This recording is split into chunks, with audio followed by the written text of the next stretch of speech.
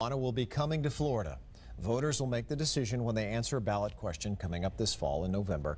But the latest batch of polls is showing more than enough support for legalizing medical marijuana. Supporters say it will bring relief and comfort to the sick and dying. And we've seen some pretty compelling examples of that working for patients.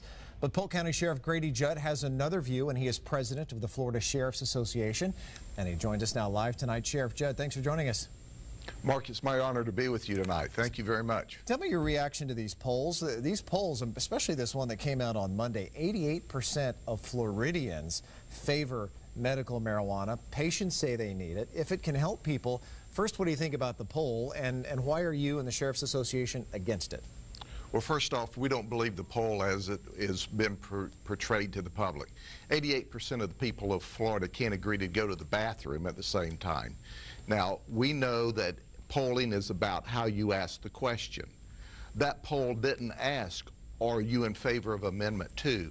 Because Amendment 2 goes far further than legalizing medical marijuana.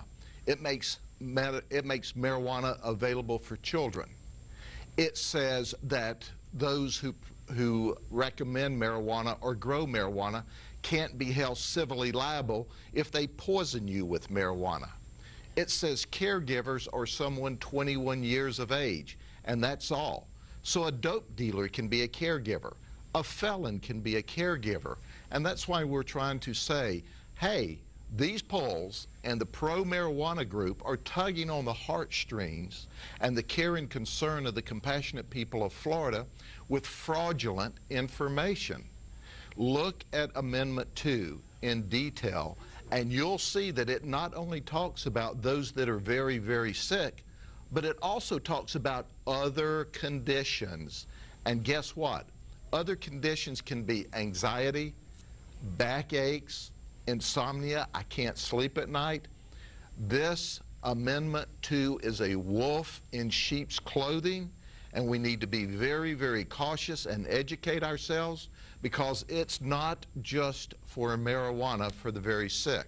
And what about beside beyond that? Oh, good. Well, what about beyond the actual marijuana use for those who it may be prescribed or get approved for it? I know in Colorado they're saying, the other sheriffs as well are saying crime has shot up around marijuana dispensaries in Denver after legalization. What would be, and again, that would be for recreational as well, so I don't want to mix those too much here, but what would your prediction to happen in Florida if medicinal marijuana does pass here in Florida? My prediction is, first off, you think about it. When's the last time you went to the doctor and the doctor gave you medicine and go home and said, smoke it till you feel better? The doctors agree. The Florida sheriffs agree. Smoked marijuana has no medicinal purpose. This is about legalizing marijuana.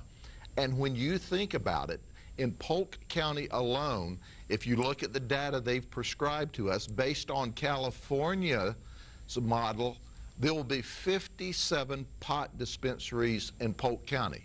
Now, if there are 57 in Polk County, think how many there will be in Hillsborough and Pinellas that's much more populated.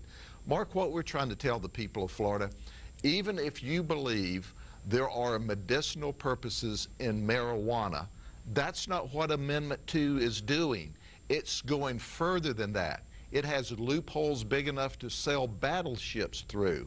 And that's why we're telling the people of Florida, be cautious. Amendment 2 will give children access to marijuana.